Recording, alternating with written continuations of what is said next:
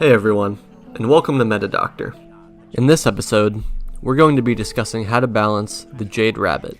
Now, the history behind the Jade Rabbit is actually quite interesting. For those unaware, its exotic perk, the Fate of All Fools, was actually its own weapon back in Destiny 1.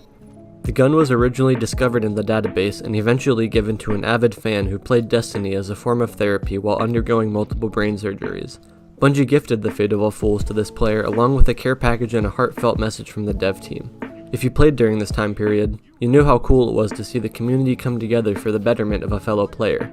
Unfortunately, despite this heartwarming story, the current state of the Fate of All Fools perk, and by extension the Jade Rabbit, is a bit underwhelming. The perk grants bonus precision damage and returns ammo to the mag after chained body shots. A higher number of chained body shots result in a harder hitting precision bullet and more ammo being returned, up to a cap of course. This perk sounds both useful and fun on paper, but there's a fundamental flaw that holds it back from mainstream use. It's no secret that Destiny is a game designed around getting precision hits. Shooting enemies in their crit spots and seeing those yellow numbers pop up alongside that ever-satisfying sound effect makes this a clear design decision. Every gun, saving oddities like rocket launchers, grenade launchers, and fusion rifles, is balanced around precision damage, as it's the most effective and satisfying way of dropping bad guys, Polaris Lance being a perfect example. The Jade Rabbit goes against this entire philosophy and tries to make getting body shots the cool thing to do. Since doing research and math is below my pay grade, I'm not sure if using the Jade Rabbit's perk as efficiently as possible is below, on par with, or equivalent in effectiveness to going for straight crit shots, but even if it is better, it definitely doesn't feel as satisfying. After all of my time using the Jade Rabbit, I never felt like its perk really benefited me. Instead, I was more frustrated by the constant micromanaging I had to be doing with my body shots and crits.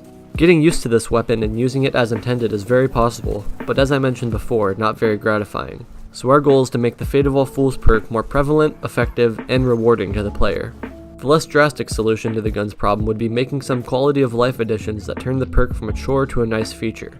A buff indicator or sight widget that shows your ammo count and details how many body shots you've changed would make utilizing the perk a lot less of a hassle. It would remove the feeling of vagueness from the weapon by visually reassuring you that, hey, the perk is doing a thing. An additional indicator that displays the current damage multiplier you've built up would also be really cool. It would encourage people to try and build up the highest multiplier possible before resetting it with a precision hit. If Bungie could find a way to make this style of indicator intuitive and not cluttered, I think it would do a lot for the weapon's feel. Obviously, none of this addresses the fundamental problem I mentioned, and I think the only solution to that is going for a straight up rework.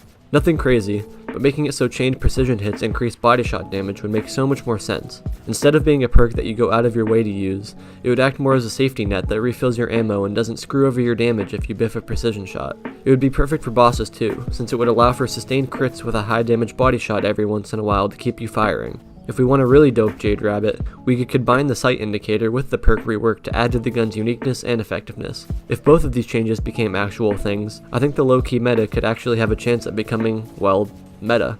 But these are just my thoughts. I'd like to start a discussion as to how other people think this weapon could be balanced, so comment below if you have any ideas. Thanks for watching.